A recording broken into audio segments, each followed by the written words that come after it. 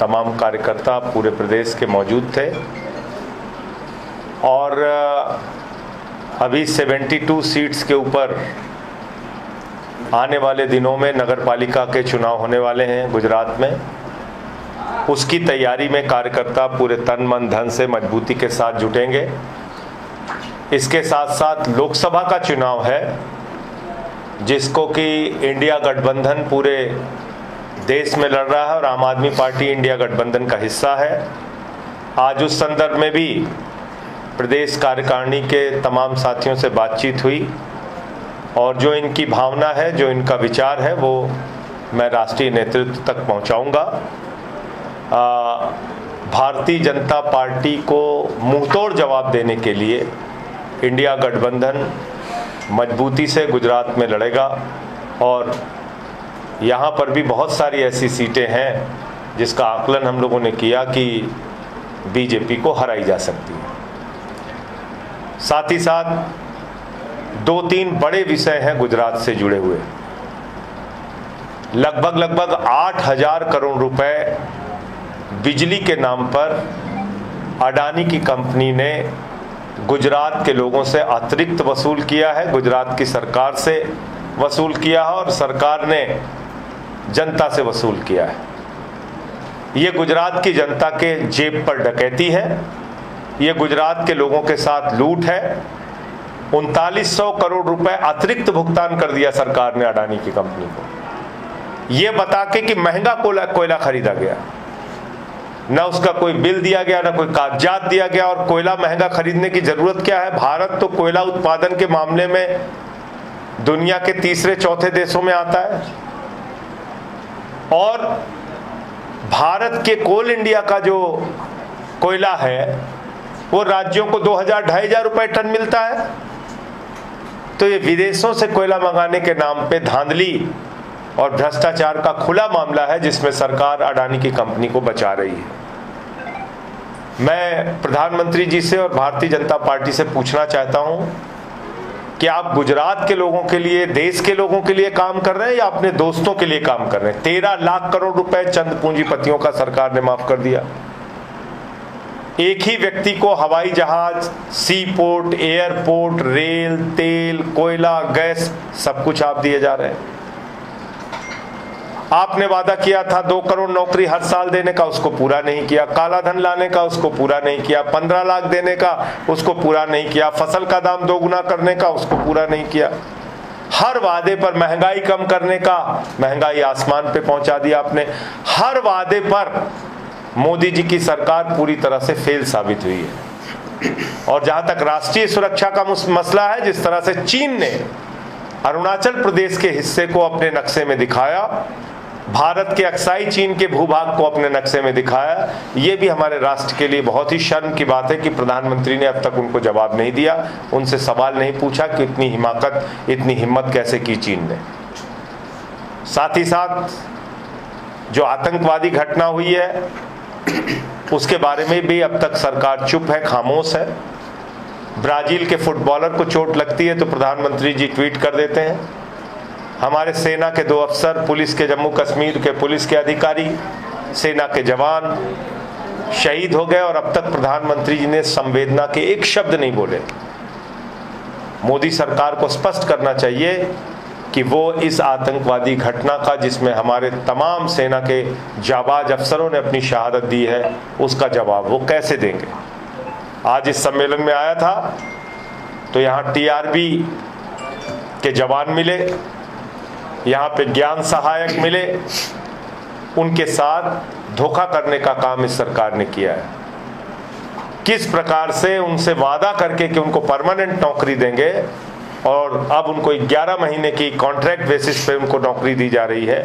ये करार प्रथा जो गुजरात के अंदर चल रही है, ये करार प्रथा खत्म होनी चाहिए। ये नौजवानों के भविष्य के साथ खिलवाड़ है। सरकार के पास पैसे की कमी नहीं है, नीयत की कमी है। और एक मुद्दा जो हमारे विधायक जी ने यूसीसी का उठाया कि आदिवासी समुदाय के साथ एक बड़ा धोखा करने की तैयारी भारतीय जनता पार्टी कर रही है, तो उसके लिए भी हम सरकार को सावधान करना चाहते हैं कि इसको लेके हम लोग लड़ाई लड़ेंगे और समाज के किसी भी वर्ग का अधिकार छीनने नहीं देंगे। गुजरात की जनता ने हमें 14% वोट दिया है, 5 विधायक दिए हैं। पार्टी सड़क से सदन तक गुजरात के लोगों की मांगों को लेके लड़ती रहेगी, संघर्ष करती रहेगी। शुक्रिया।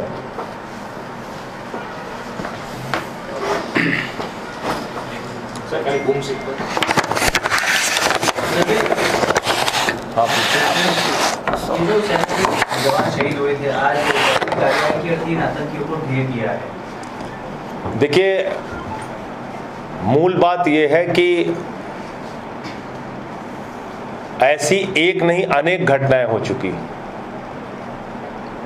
इसी सरकार का जब पहला कार्यकाल था तो 40 जवान हमारे शहीद हो गए पुलवामा में। अभी 4 अगस्त को सेना के टेंट के ऊपर हमला हुआ।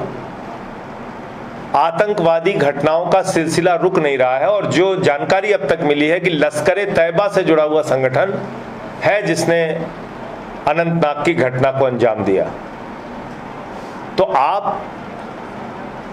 दावा करते हैं कि हम आतंकवाद का खात्मा करेंगे और आए दिन हमारे जवान को, सेना के जवानों को मुठभेड़ करनी पड़ रही है, अपनी जान गंवानी पड़ रही है। हमारा सवाल यह है कि सरकार के पास उसको लेके क्या नीति है, किस तरह की जवाबदेही आपकी बनती है, किस तरह का जवाब देने की आप तैयारी कर रहे हैं, नंबर 1। और दूसरी बात ये कि प्रधानमंत्री को जरा सी भी संवेदनशीलता अगर होती तो जिस दिन हमारे शहीदों का जनाजा उठ रहा था, कम से कम उस दिन उनको G20 का जश्न और जुलूस नहीं निकालना चाहिए था। उन्होंने जो उनकी पार्टी ने दिल्ली के अंदर किया, उस दिन जिस दिन हमारे जवान शहीद हुए थे, उनका जनाजा उठ रहा था, ये मैं समझता हूँ बहुत ही शर्मनाक है और भारतीय जनता पार्टी ने इस देश को शर्मसार किया है। छोटी बड़ी हर घटना पे प्रधानमंत्री जी तुरंत ट्वीट कर देते हैं, अपनी संवेदना जाहिर करते हैं। इतना समय बीत गया, आपके मुंह से संवेदना के एक शब्द नहीं निकले। आप कहीं छत्तीसगढ़ में प्रचार कर रहे हैं, कहीं मध्य प्रदेश में प्रचार कर रहे हैं, कहीं G20 का जुलूस और जश्न निकाल रहे हैं। ये चीज गलत है और इसको इस बात से हर भारतीय को कष्ट पहुंचा है। संजय जी, आज मीटिंग हुई आपके पार्टी लीडर्स के साथ, सीट शेयरिंग फॉर्मूला को लेकर क्या रणनीति है? पंजाब और गुजरात में आम आदमी पार्टी कितनी सीटों? देखिए, इंडिया गठबंधन की अपनी एक मर्यादा है, उसके लिए एक कमेटी बनी हुई है। उस कमेटी के अंदर जो भी डिस्कशन होगा, जो भी निर्णय होगा, आपको जानकारी देंगे। कौन सी पार्टी कहां पर कितने सीट लड़ेगी, ये इंडिया गठबंधन की जो कमेटी है वो तय करेगी। जहां तक प्रस्ताव देने का सवाल है, हर पार्टी अपनी ओर से प्रस्ताव देगी। कांग्रेस अपना प्रस्ताव देगी, आम आदमी पार्टी अपना प्रस्ताव देगी, लेकिन उस प्रस्ताव के बारे में प्रेस कॉन्फ्रेंस में बोलना मैं समझता हूं उचित नहीं। संजय जी, कांग्रेस पार्टी में गुजरात में आपके कई कार्यकर्ताओं को अपनी पार्टी में शामिल किया है, तो गठबंधन की बातों के बीच में क्या ये बात भी इंडिया गठबंधन की कमेटी की बैठक में रखी जाएगी? बहुत सारी जगहों पे हमने कांग्रेस वालों को अपनी पार्टी में शामिल किया है, तो ये मैं समझता हूँ कोई विषय नहीं है। कहीं पे उनके कार्यकर्ता हमारी पार्टी में आएंगे, कहीं हमारी पार्टी के कार्यकर्ता, हो सकता है कुछ जगहों पे इक्का दुक्का गए हों, मैं नहीं जानता। लेकिन मुद्दा है कि इस समय जो महंगाई, भ्रष्टाचार, जो CAG की रिपोर्ट आई है, जिस तरह से 1-2 व्यक्तियों के लिए सरकार काम कर रही है, जिस तरह से गुजरात में बिजली के नाम पे यहाँ की जनता से लूट हुई है, ये सारे विषय पर इंडिया गठबंधन मिलकर चुनाव लड़ेगा और भारतीय जनता पार्टी को पराजित करने का काम करेगा। उसकी रणनीति हम सबको बनाने की जरूरत है। बाकी तो पूछ ही ले जो।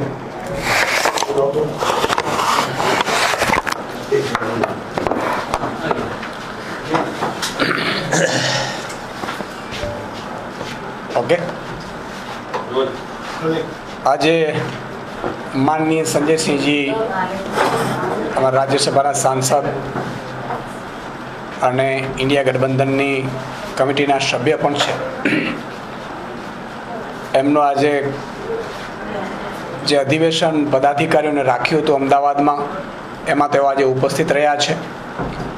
આ સાથે જ આજે સવારે અમારી પ્રદેશ કાર્યકારીણી મિટિંગ એમની સાથે મળી હતી, જેમાં આગામી જે ચૂંટણીઓ આવી રહી છે, આગામી 72 નગરપાલિકાની ચૂંટણીઓ સાથે સાથે આવનારી લોકસભાની ચૂંટણીઓ એને લઈને પણ આજે માનનીય સંજયસિંહજીને અમે અરવિંદ કેજરીવાલજીને જે અમે જે સીટો ઉપર મજબૂત હોઈએ એમને લઈને ડિસ્કશન કરી છે અને આગામી સમયમાં તેઓ માન્ય અરવિંદજીને રિપોર્ટ સુપ્રત કરશે.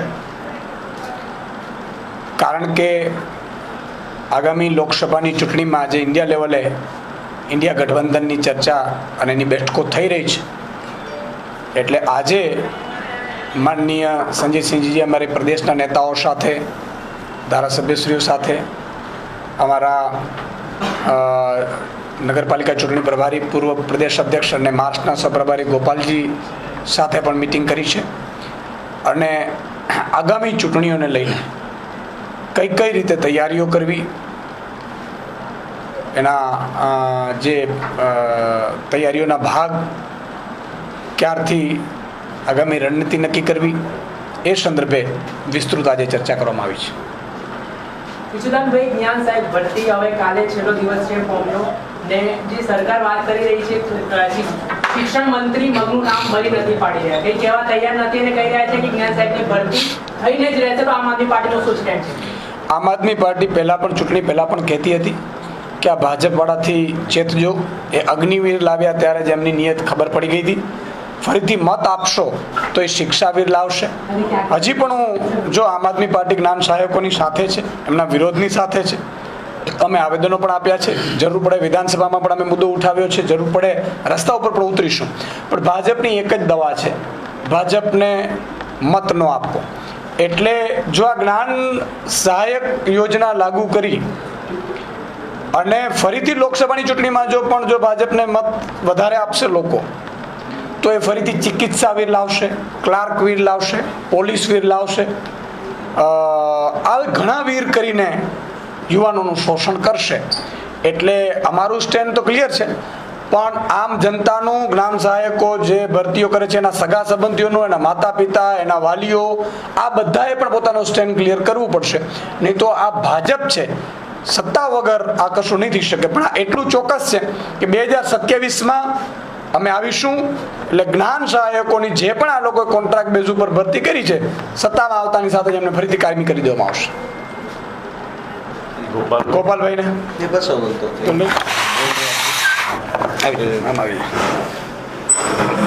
સૌનો ખૂબ ખૂબ આભાર. તો જેવી રીતે માનનીય સંજયસિંહજીએ જાણકારી આપી આજના કાર્યક્રમ વિશે, માનનીય સુદાનભાઈએ જાણકારી આપી. આજે મહત્વના વિષય તરીકે આવનારી લોકસભામાં આમ આદમી પાર્ટી ગુજરાતમાં કેવી રીતે આગળ વધશે તેની મહત્વપૂર્ણ ચર્ચા થઈ છે. કઈ સીટો ઉપર આમ આદમી પાર્ટી પોતાનો પક્ષ રાખી શકે છે ઇન્ડિયા ગઠબંધનમાં એની ચર્ચા કરી છે. માનનીય સંજયસિંહજી ગુજરાત પ્રદેશના સંગઠનની જે લાગણી છે અને જે ચર્ચા છે એ રાષ્ટ્રીય નેતૃત્વ સુધી અને ઇન્ડિયાની બેઠક સુધી પહોંચાડશે. આ સિવાય ગુજરાતની અંદર જે કંઈ પણ જનતાના મુદ્દાઓ છે, જ્ઞાન સહાયક હોય કે કોમન યુનિવર્સિટી એક્ટ બિલ હમણાં જે પસાર થયું છે એ છે, રખડતા ઢોરનો મુદ્દો છે, પોલીસ અને હોમગાર્ડનો મુદ્દો છે, એ સિવાય અન્ય જે કંઈ પણ ખેડૂતોના મુદ્દાઓ છે, તમામ મુદ્દાઓ પર સમયે અલગ અલગ પ્રકારના રાજકીય કાર્યક્રમોના માધ્યમથી ગુજરાતની જનતાનો અવાજ ઉઠાવતી રહે છે. અમારા 5 માનનીય ધારાસભ્યશ્રીઓ વિધાનસભાની અંદર પણ જેટલી અમને તક મળે છે બોલવાની, સવાલ પૂછવાની, એ પ્રમાણે જનતાનો અવાજ બનતા રહે છે. અમને પૂરો વિશ્વાસ છે કે જનતા આ ચૂંટણીમાં જેટલા મત આપ્યા છે એના કરતાં પણ ડબલ મત આવનારી તમામ ચૂંટણીઓમાં આપી અને આમ આદમી પાર્ટીને આગળ વધારશે. Thank you so much. विधायक जी हमारे आप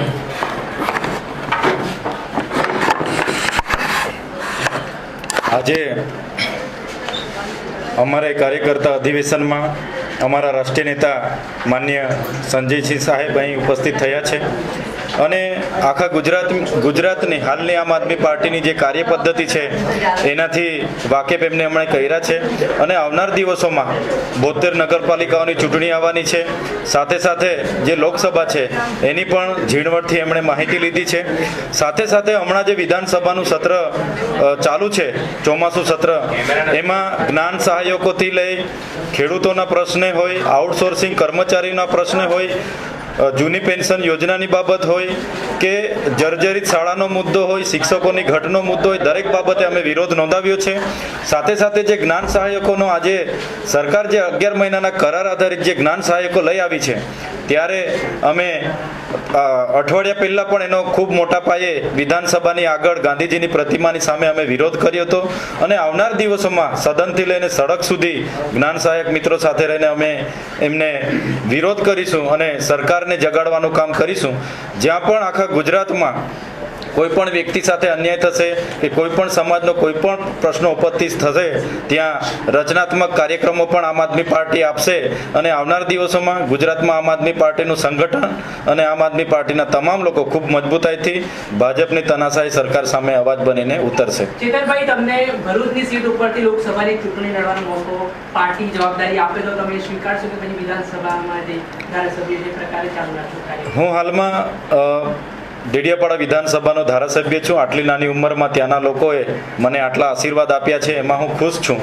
પણ ભરૂચ લોકસભા સ્વાભાવિક રીતે મારો મત વિસ્તાર આવે છે અને ત્યાંના લોકોની લાગણી અને માગણી છે કે આવનાર દિવસોમાં ચૈતરભાઈ વસાવા ભરૂચ લોકસભા લડે. આજે દેશમાં 28 જેટલી વિપક્ષોનું ગઠબંધન થયું છે, ઇન્ડિયા એલાયન્સ થયું છે અને એલાયન્સમાં પાર્ટી હાઈકમાન્ડ જે પણ નક્કી કરશે, ગુજરાતમાં જે પણ સીટો કોંગ્રેસ સાથે શેરિંગ થશે એ આમ આદમી પાર્ટીની હશે, ત્યાં અમે લડીશું, ત્યાં કોંગ્રેસનો સહકાર લઈશું અને જ્યાં કોંગ્રેસના ઉમેદવારો હશે ત્યાં અમને મદદરૂપ બનીશું. પણ આજે આપણે વહેલા મળેલા છે, આવનાર દિવસોમાં સીટ શેરિંગની બેઠક થાય અને જેમ પણ નક્કી થશે એ રીતના આપણે આગળ વધીશું. Thank you.